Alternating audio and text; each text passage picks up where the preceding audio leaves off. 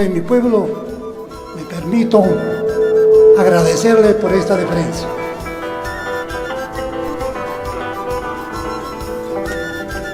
Disculpe, estoy un poco mal en las cuerdas vocales. Quiero empezar primero con la declaratoria de la UNESCO que nos dice: toda cultura tiene una dignidad y un valor que deben ser respetados y protegidos.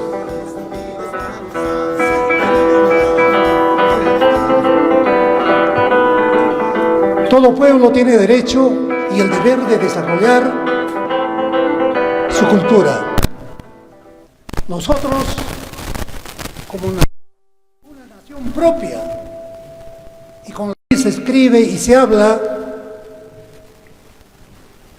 por ejemplo, del dios Huari, de los anchanchos, del tío de las minas y otras denominaciones.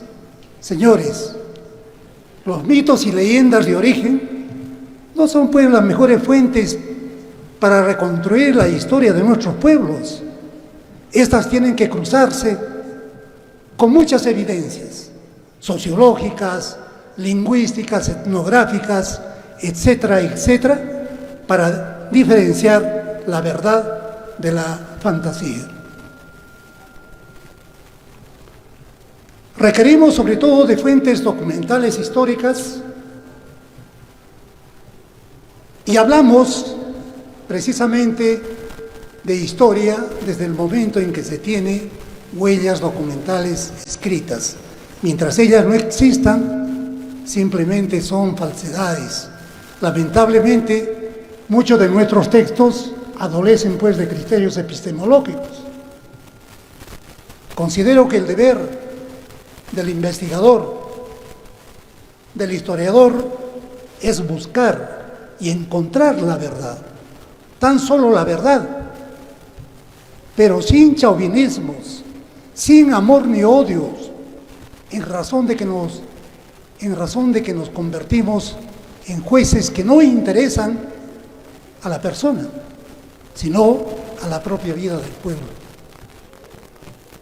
Ahora que tocamos el tema de la diablada, debo ser claro y contundente en manifestar que la diablada tiene un origen español.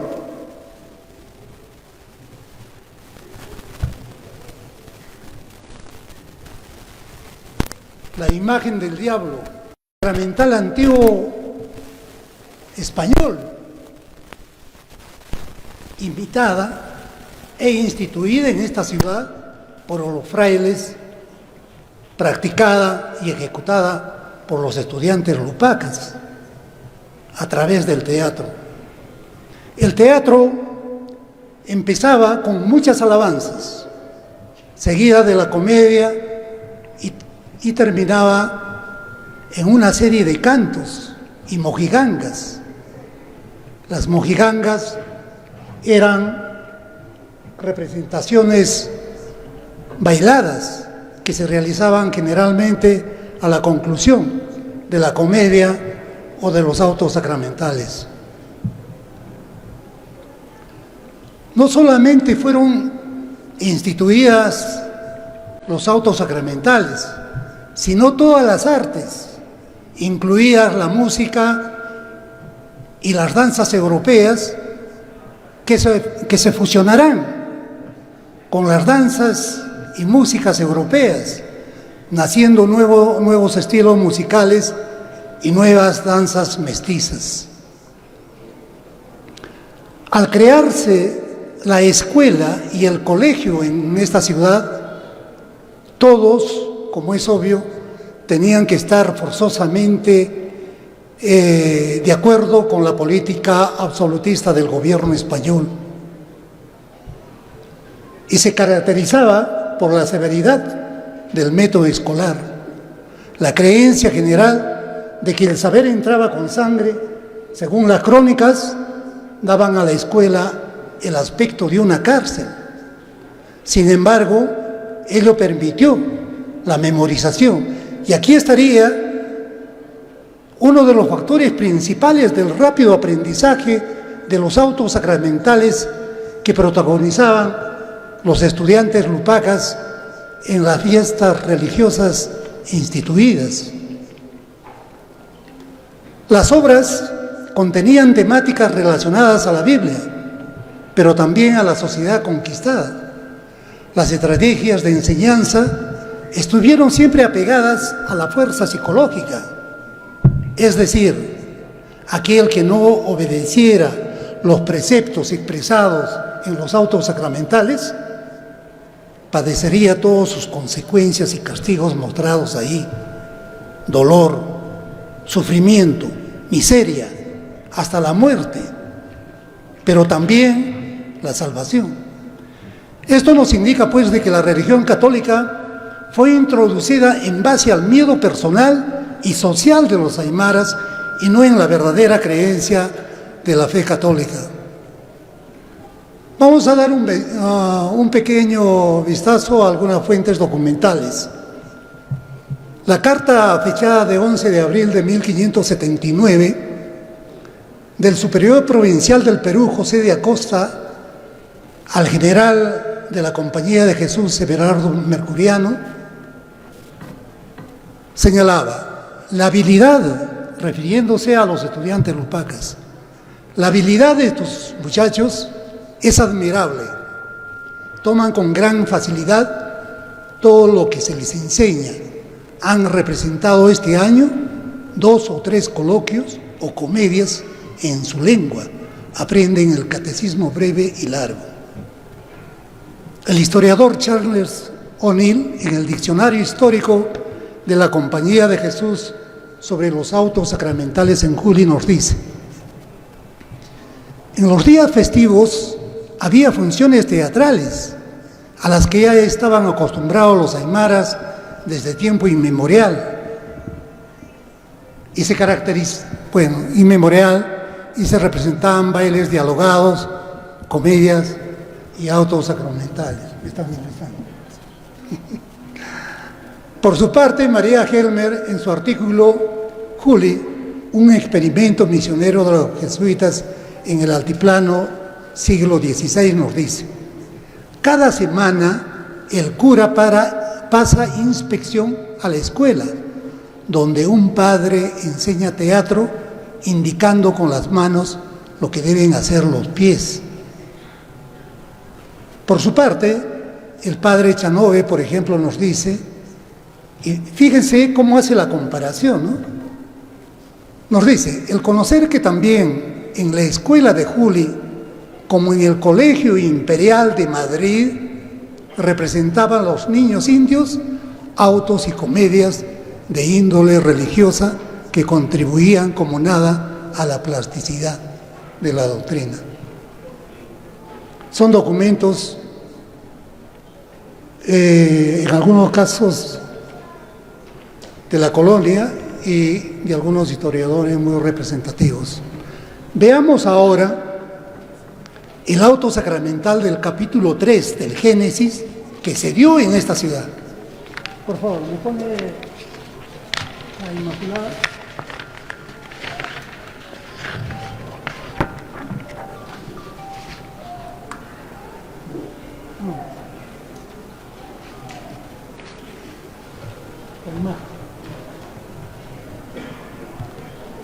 El Inca Garcilaso de la Vega, en los comentarios reales de los incas, nos dice que los jesuitas presentaban comedias para los indios aymaras, cuyo tema era la enemistad entre la Virgen y el diablo. Estamos viendo ahí la iconografía de la Virgen de la Inmaculada Concepción. Este espectáculo es confirmado por el historiador Kushner y nos dice que realizaron la representación del capítulo 3 del Génesis que se realizó en Juli. Según el historiador mencionado, nos dice: el argumento era sobre aquellas palabras del libro 3 del Génesis: pondré enemistades entre ti y entre la mujer, y ella misma quebrantará tu cabeza, representándola indios, muchachos y mozos en un pueblo llamado Sulli. Sulli, señores, es el topónimo de Juli. Es falso que se diga que Juli proviene de la palabra chuli. Para este auto sacramental, señores, los jesuitas adaptaron los diálogos de la comedia en un lenguaje popular, nativo, mostrando la dualidad entre el bien y el mal, y también entre la serpiente y el bien y el mal, ¿no? Perdonen. Allí vemos la imagen de la Inmaculada Concepción, una imagen muy representativa de tamaño natural. Aparecen en esta escena toda una serie de símbolos relacionados a la Virgen. Se alza envuelta en su típico manto azul sobre la esfera terrestre y una media luna. Aparecen allí la serpiente o el diablo que lleva en la boca la manzana que hizo caer en la tentación a Eva y Adán, de manera que la Virgen María de la Inmaculada Concepción aparece como exenta o libre de pecado original. Uno de los ángeles porta un ramo de flores, el otro porta una espada para seccionar la cabeza de la serpiente o el diablo. Este auto sacramental se diseñó para demostrar que cuando Dios maldijo a la serpiente en Génesis 3.15 y le pronosticó que su cabeza sería pisada, se refería como la principal enemiga a la Virgen María. En efecto, fue la Virgen María quien ordenó la ejecución de este acto de dominio sobre el mal. Gira en torno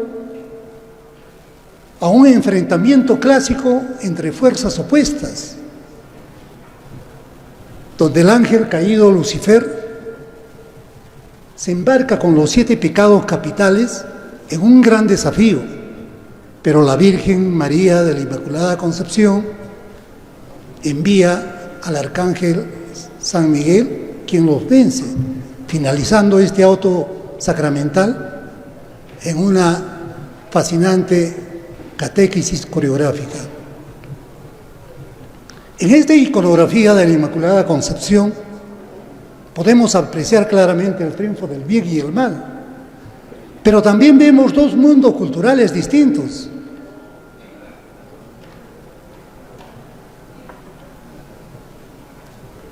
La religión católica del viejo mundo, representado por la Virgen María y los ángeles, y también las divinidades de la cosmovisión aymara, la Pachamama y el Catari. La pregunta entonces fluye: ¿qué pudo significar para los lupacas del siglo XVI estas imágenes? ¿Y qué representan para ustedes en pleno siglo XXI? Bueno, para este auto sacramental, los jesuitas, mestizos y lupacas fusionaron la música y bailes aymaras con lo europeo, naciendo nuevos estilos musicales y nuevas danzas mestizas, originándose aquí, naciendo aquí en esta ciudad la danza mestiza de los pulis y los cusillos, que es la evocación de los ángeles y demonios, y es el antecedente histórico inmediato de la danza mestiza de ángeles y diablos que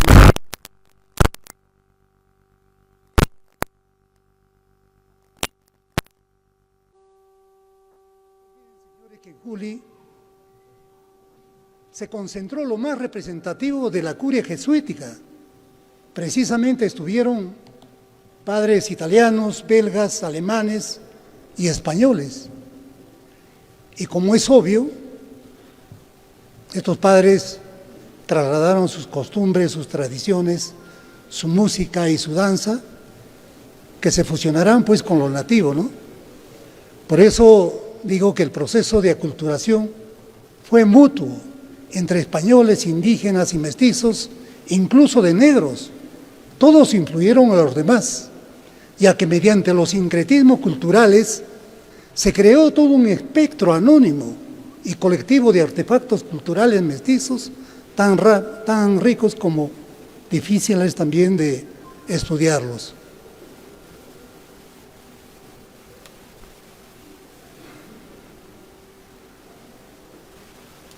Referente a los cusillos, Diego de Torres, en su vocabulario Arte de la Lengua Aymara, publicado en 1616, y Miguel Rubio, en su artículo En busca de la teatralidad andina, coinciden que el cusillo significa mono en lengua aymara. Sus orígenes se remontan a una danza sagrada de la corte del Inca, ejecutada al son de antaras y pinquillos. O sea, Miguel Rubio nos está revelando que el baile de los cusillos era un baile prehispánico y que los jesuitas lo habrían adaptado a las danzas europeas, naciendo la danza mestiza de los diablos. Es posible también que los jesuitas vieran en los cusillos al diablo, lo que habría provocado un violento choque cultural que significó la conquista y el intercambio dancístico. ¿Puede poner el cusillo?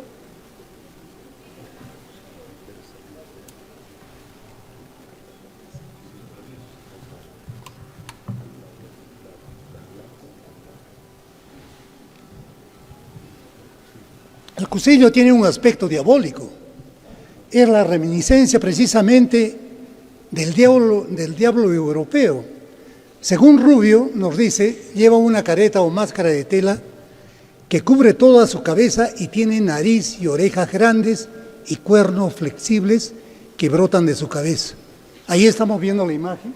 Precisamente los cuernos flexibles representan los 7 pecados capitales.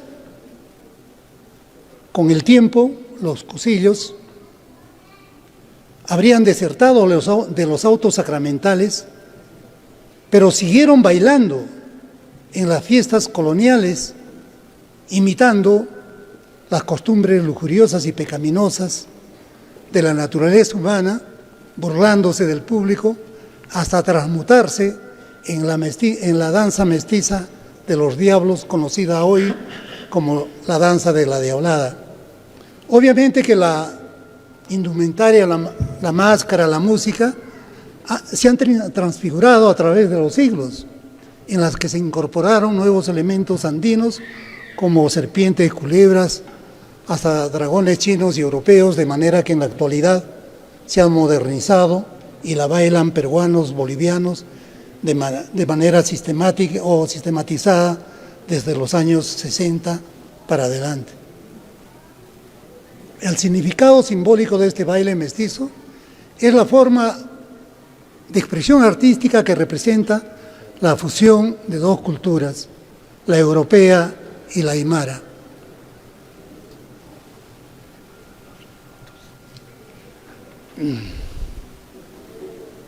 Bueno, sería amplio hablar sobre los 7 pecados capitales que también se dieron en esta ciudad, pero por el tiempo solamente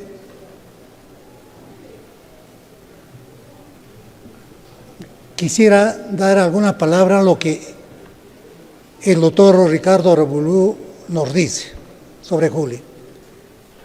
Volver a Juli de las reducciones jesuíticas de los años virreinales, reelevar los valores de su tradición histórica, rememorar su pasada grandeza e informar a sus actuales coterráneos lo que fue un día como emporio cultural y como una de las más profundas raíces históricas del Perú surandino, es, a mi entender, una de las formas positivas de rendir homenaje conmemorativo a los juleños. Vean ustedes, ¿quién iba a pensar que el texto que acabo de leer del doctor Aramburu se cumpliría el día de hoy? Porque lo que ustedes están haciendo al llevar este primer congreso es el mejor homenaje de reconocimiento a esta prehistórica ciudad y colonial, conocida como la Roma y Santa Sede de las Indias, y también como la matriz y la cuna de la diablada, por lo que reitero mi agradecimiento por iniciar este primer congreso en esta ciudad, porque también lo han podido hacer en otra ciudad, pero siempre la memoria prevalece. Este tipo de educación que se transmitió en Juli, señores, fue uno de los principales aportes de los autos sacramentales. Además de estas experiencias que acabo de manifestar, garantizan pues que las danzas mestizas como la diablada y otras danzas como la de pastores o llameros y de los morenos tienen su nacimiento en esta ciudad y provienen de los autos sacramentales. Incluso es corroborado por un boliviano, por un historiador boliviano de nombre Fernando Cajigas, quien nos dice que la danza de la diablada es una herencia de los autos sacramentales católicos. Bueno, sería amplio tener que leerles las fuentes documentales en lo que se refiere a teatro, a danza, a música y sobre las costumbres lupacas. Finalmente,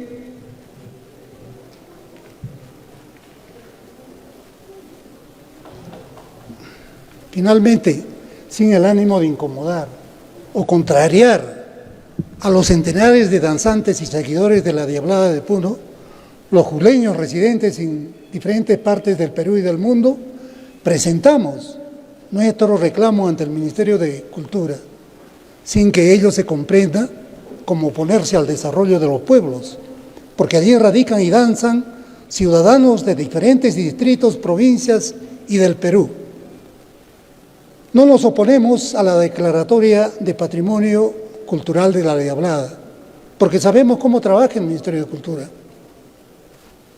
Pero sí solicitamos a ustedes que en este primer congreso de la Diablada se considere a Juli como la capital, como la matriz y la cuna de la Diablada, por sus antecedentes históricos expresados y por justicia, porque es doblemente significativo, porque, mejor dicho, es la fuente de nuestra identidad local, que es doblemente significativo e importante en nuestro tiempo, cuando el robo, las apropiaciones y la estandarización de los conductos arrasan pues paulatinamente con la herencia cultural de nuestros pueblos y que a veces, como en el caso de Juli, es su única propiedad.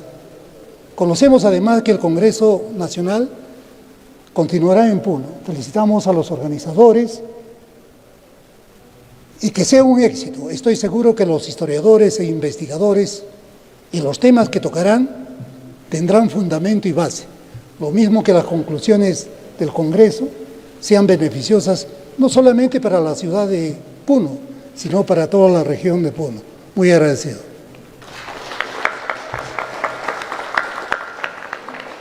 Perdón. Muchas gracias por la intervención. Vamos a invitar a los señores panelistas para que formulen las interrogantes correspondientes. En primer lugar, invitamos al antropólogo José Antonio Núñez Mendiguren. Muchas gracias. Primeramente, felicitar al profesor Rogelio Peralta por su magnífica presentación. Significa un gran aporte para todos, para que podamos conocer mucho más sobre el tema. Bueno, mi pregunta va a lo siguiente, ¿no? Conociendo un poco, tomando un poco historia ancestral, hablamos de Huamampoma de Yala para 1615, en referencia a las danzas de la temprana colonia. Indica que los españoles ordenaban a los caciques principales y a sus indios, a sus hijos, a que dancen y hagan fiestas delante del Santísimo Sacramento, delante de la Virgen también. Les obligaban a participar y a hacer danzas de esa manera. Bueno, mi pregunta va a lo siguiente. Actualmente, nuestra Diablada actual, que la conocemos, ¿cree usted que mantiene la esencia de nuestras danzas ancestrales? Por supuesto que sí, obviamente que sí. De manera que actualmente existen danzas prehispánicas, pero con la llegada de los españoles se fusionan los bailes aymaras con las danzas europeas, naciendo nuevas danzas mestizas.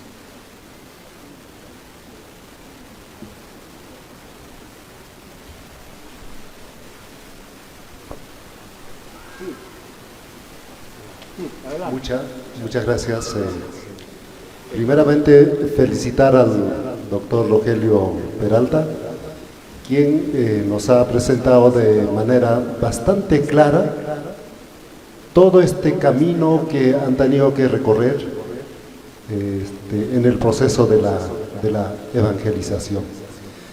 El doctor Rogelio, primeramente, ha hecho toda una revisión bibliográfica referido al tema de los autos sacramentales y el nacimiento de la diablada. Asimismo, nos dice, en este procedimiento, los jesuitas, los dominicos, quienes han llegado antes que los jesuitas, los dominicos y los jesuitas, utilizaban una metodología de evangelización, ¿no? Entonces generaban teatro, generaban comedias, generaban cantos, y los diversos autores manifiestan de que los indios, en este caso los hijos de los aymaras, en la zona de Juli, en toda la zona aymara básicamente, ¿no?, eran bastante inteligentes y rápidamente se adaptaban. Y posiblemente había un sector de la población que también estaría de repente en una posición crítica, ¿no? Entonces, en Juli se instaura la Santa Inquisición, ¿no? Entonces, inclusive en Conventillo, en Olla, a los que no creían, a los que eran más duros, más críticos a la evangelización, también recibían fuertes castigos, ¿no? Entonces, doctor Rogelio, la inquietud que yo tengo es de que el cusillo, ¿cómo se podría considerar que sería el origen, no solamente del cusillo, sino también la danza de los pulis, los chatripulis, los choquelas, entre otros? Estaría presente los elementos de la originalidad de la danza de la diablada, y que en el mestizaje de la presentación de la diablada incorpora estos elementos locales, como también está presente los 7 capitales en la danza de la diablada. Doctor, ahí de repente nos puede un poco más ampliar. Sí, ante todo quisiera yo aclarar algo referente a la Inquisición. Si bien es cierto, la Inquisición en Juli o en el Virreinato del Perú se instituyó, pero la Inquisición estuvo,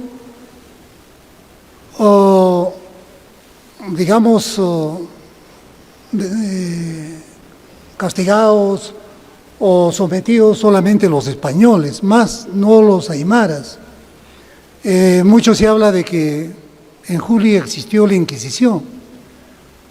Es más, indican que la Casa Cuentas, allí habría funcionado la Santa Inquisición. Eso es completamente falso. La Inquisición fue exclusivamente para los españoles, para los criollos, más no para los mestizos ni para los aymaras. Pero sí hubo un inquisidor aquí, en la provincia de Chucuito, que estaba en Ácora, que controlaba especialmente a los españoles, a los criollos, ¿no? Referente a su pregunta, definitivamente las danzas, o mejor dicho, los bailes aymaras, que se fusionaron con las danzas europeas, donde nacen las danzas mestizas, obviamente que influyeron demasiado, porque cuando llegaron los españoles, todo lo que veían, o cualquier danza que veían, generalmente los españoles, ¿no?, lo veían como algo diabólico, mas no los jesuitas. José de Acosta era uno de los padres que respetó mucho las costumbres de los lupacas. De manera que en algunos documentos señala e indica, ¿no?, que sigan bailando, que sigan con sus costumbres patrias, nos indica, ¿no? Entonces, considero que entre ambas culturas contribuyeron, digamos, para que salgan nuevas danzas, por ejemplo, como la danza de los diablos, ¿no? Y otras danzas, por ejemplo, de los llameros o de los pastores, y también de los morenos. Y eso surgió precisamente gracias a los autos sacramentales. Muchas gracias. Okay. Muy amable. Agradecemos la intervención del doctor Rogelio Peralta, muy gentil por su participación.